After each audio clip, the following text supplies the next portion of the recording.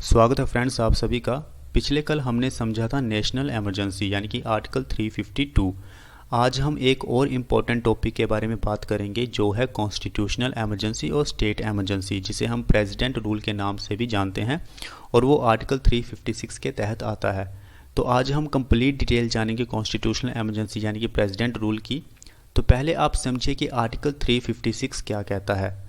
So President's rule can be imposed on any state of India on the grounds of the failure of the constitutional machinery। अब ये constitution machinery जो है ये कैसे fail होती है, आप इसे ध्यान से समझिए। आपको पता है कि हमारे देश में डेमोक्रेसी है, लोकतंत्र है, संविधान बना हुआ है। केंद्र सरकार को भी संविधान के हिसाब से काम करना होता है और राज्य सरकार को भी संविधान के हिसाब से ही काम करना होता है। लेकिन राज्य सरकार कई बार ऐसी सिचुएशंस क्रिएट कर देती है जिससे ये लगता है कि ये संविधान के हिसाब से नहीं है, तो उस समय ऐसा माना जाएगा कि कॉन्स्टिट्यूशनल मशीनरी जो है वो फेल हो गई है राज्य में। तो ऐसी स्थिति में प्रेसिडेंट रूल यानी कि राष्ट्रपति शासन लगा दिया जाता है राज्य में। अब ये कैसे लगता है कैसे नहीं लगता है, ये सारी चीज़ें हम आगे डिटेल में समझेंगे। तो दो तरह से राज्य में प्रेसिडेंट रूल यानी कि राष्ट्रपति शासन लगाया जा सकता है। सबसे पहले आपको पता है कि हर एक राज्य में गवर्नर होते हैं और गवर्नर जो होते हैं वो राज्य की रिपोर्ट देते हैं प्रेसिडेंट को। So if the president receives a report from the states governor और अदरवाइज इज कन्विंस्ड और satisfied that the state situation is such that the state government can not carry on the governors according to the provisions of the constitution. तो जो governor होते हैं वो president को ये कहते हैं कि ऐसी स्थिति बन चुकी है कि जो स्टेट गवर्नमेंट है वो संविधान के हिसाब से उसके प्रावधानों के हिसाब से काम नहीं कर रही है। तो उस रिपोर्ट के हिसाब से उस रिपोर्ट को देख के प्रेसिडेंट जो है वो प्रेसिडेंट रूल लगा देते हैं राज्य में। अब दूसरा article 365, as per this article presidents rule can be imposed if any state fails to comply with all directions given by the union on matters it is empowered to. आपको पता है कि हमारे देश में फेडरल स्ट्रक्चर है, कुछ powers ऐसी हैं, कुछ शक्तियां ऐसी हैं जो केंद्र सरकार को दी गई हैं, कुछ शक्तियां ऐसी हैं जो राज्य सरकारों को दी गई हैं। लेकिन कुछ शक्तियां ऐसी भी होती हैं जो सबसे ज़्यादा केंद्र सरकार के पास होती हैं और राज्य सरकारों को उसी हिसाब से काम करना होता है। तो कई बार राज्य सरकार जो होती है वो उन जो मैटर्स पे है काम ढंग से नहीं करती है जो मैटर्स यूनियन के पास आते हैं। यूनियन कहती है राज्य सरकारों को कि आप ऐसे काम कीजिए, लेकिन राज्य सरकार कई बार उसमें मना कर देती है या कुछ डिस्क्रिपेंसीज कमियां निकालना शुरू कर देती है। तो ऐसी सिचुएशन भी प्रेसिडेंट रूल वाली बन जाती है और उस राज्य में प्रेसिडेंट रूल लगाया जा सकता है। तो ये दो तरीके थे जिसमें कि राज्य में प्रेसिडेंट रूल लगाया जा सकता है। सिंपल भाषा में हम कहें तो स्टेट गवर्नमेंट जो है वो सस्पेंड हो जाती है राज्य में। तो ऐसी स्थिति में सेंट्रल गवर्नमेंट जो है वो पावरफुल हो जाती है और वो गवर्नर के थ्रू एडमिनिस्ट्रेट करती है उस स्टेट को, यानी कि सेंट्रल गवर्नमेंट जो है वो पावरफुल होके स्टेट गवर्नमेंट को यानी कि स्टेट जो है राज्य को चलाने की कोशिश करती है। Parliamentary approval is necessary for the imposition of the presidents rule on any state. अगर किसी भी राज्य में हमें राष्ट्रपति शासन लगाना है तो हमें पार्लियामेंट्री अप्रूवल लेना होगा। The proclamation of President's rule should be approved in both houses of parliament within 2 months of its issue। तो किसी भी राज्य में अगर राष्ट्रपति शासन लगाया गया है तो उसको अप्रूव करना होता है 2 महीने के भीतर। The approval is through a simple majority। Simple majority के साथ उसको अप्रूव करना होता है और 2 महीने का टाइम होता है। The President's rule is initially for a period of 6 months. Later it can be extended for a period of 3 years with the parliamentary approval every 6 months। शुरुआती तौर पे अगर हम बात करें तो किसी भी राज्य में प्रेसिडेंट रूल जो है वो सिर्फ 6 महीने तक लगाया जाता था, लेकिन बाद में इसे और भी बढ़ाया गया। यानी कि आप प्रेसिडेंट रूल जो है राष्ट्रपति शासन जो है वो किसी भी राज्य में लगा सकते हैं 3 साल तक, लेकिन आपको हर 6 महीने में पार्लियामेंट्री अप्रूवल लेना होगा। उसके बाद फिर 44th अमेंडमेंट एक्ट आता है to the constitution 1978, brought in some constants on the imposition of the president rule. यानी कि प्रेसिडेंट रूल जो है उसके ऊपर कुछ कॉन्स्टेंट लगाए गए हैं, यानी कि उसे अब 1 साल तक ही लगाया जा सकता है, उससे ज़्यादा नहीं। It says that presidents rule can not be extended beyond the 1 year unless.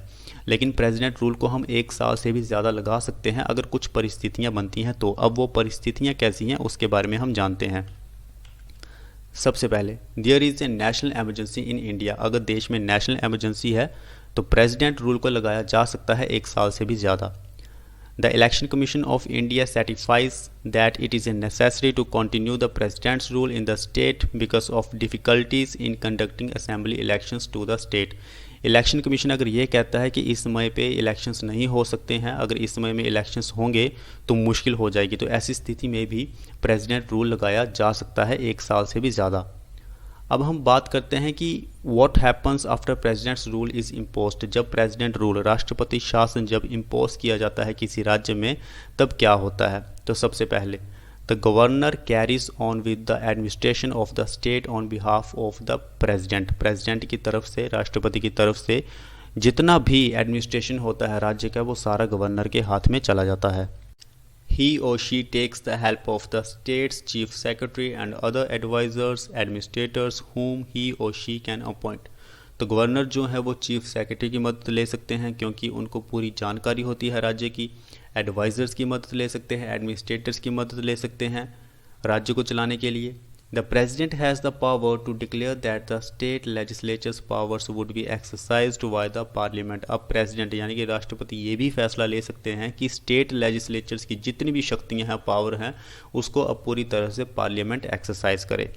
The state legislative assembly would be either suspended or dissolved by the president. राष्ट्रपति के पास ये भी पावर होती है कि वो स्टेट लेजिस्लेटिव असेंबली को पूरी तरह से सस्पेंड कर दे या उसको डिसॉल्व कर दे। When the parliament is not in session, the president can promulgate ordinances with respect to the state's administration. कई बार क्या होता है कि पार्लियामेंट जो है वो सेशन में नहीं होती है, तो उसमें राष्ट्रपति जो होते हैं वो ऑर्डिनेंस लाते हैं स्टेट्स एडमिनिस्ट्रेशन को चलाने के लिए, उस स्टेट के लिए जिस स्टेट में प्रेसिडेंट रूल लगाया गया है।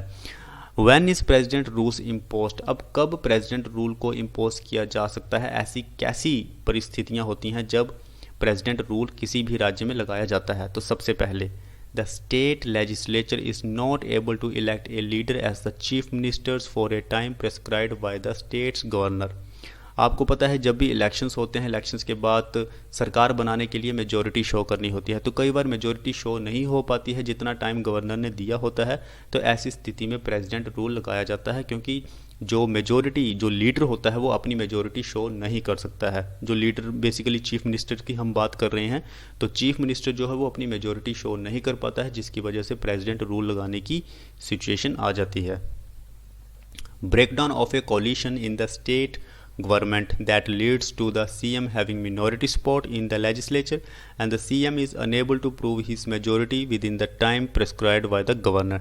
सेम चीज़ इसमें रिपीट हो रही है, लेकिन इसमें यह कहा गया है कि जो गठबंधन वाली सरकार होती है, कई बार आपने देखा होगा, आपने पुराने समय में भी देखा होगा, आज से ठीक 20-25 साल पहले गठबंधन वाली सरकार बनती थी, तो जब गठबंधन टूट जाता था तो सरकार के पास जो लीडर होते थे, हाउस ऑफ द लीडर, उनके पास मेजॉरिटी नहीं होती थी शो करने के लिए, वो मिनॉरिटी में चले जाते थे, तो वो फिर सरकार नहीं बना पाते थे और ऐसी स्थिति में भी फिर प्रेसिडेंट रूल लग जाता था।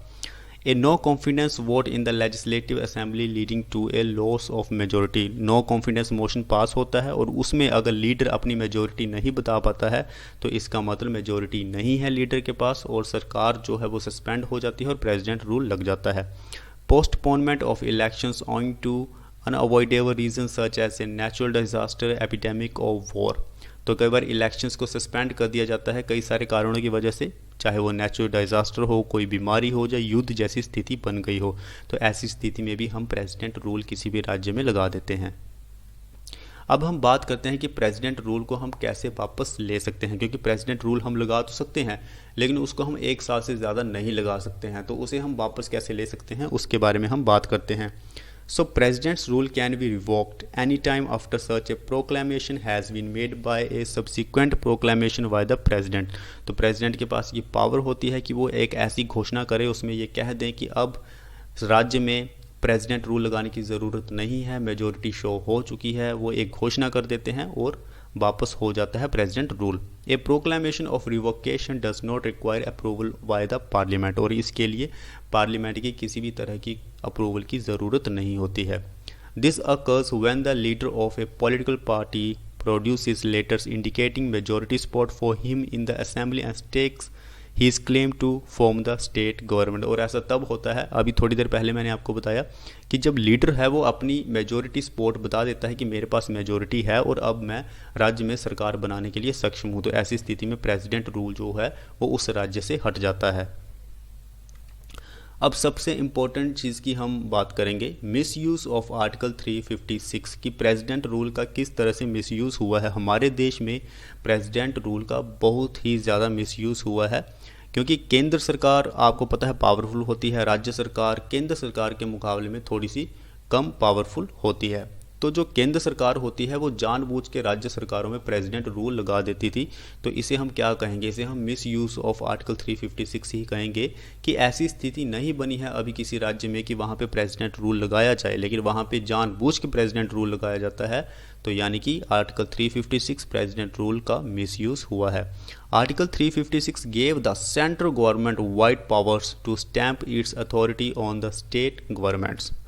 Although it was meant only as a means to preserve the integrity and unity of the country, it had been used to blatantly to oust states government who were ruled by political opponents of the center. तो same चीज़ ये बता रहा है कि central government powerful होती है और वो जानबूझ के राज्यों में प्रेसिडेंट रूल लगाने की कोशिश करती है। तो यही थी ओवरऑल कहानी आर्टिकल 356 की। हमने नेशनल इमरजेंसी आर्टिकल 352 को डिटेल में डिस्कस किया, हमने आर्टिकल 356 यानी कि constitutional emergency president rule state emergency को अच्छे से डिटेल से समझा। तो अगर आपको वीडियो अच्छी लगी हो तो प्लीज़ लाइक करें, शेयर करें, सब्सक्राइब करें। कई तरह के नोट्स के लिए अगर आप किसी एग्ज़ाम की तैयारी कर रहे हैं तो टेलीग्राम चैनल, फेसबुक पेज और इंस्टाग्राम पे भी आप हमें फॉलो कर सकते हैं। Thank you very much.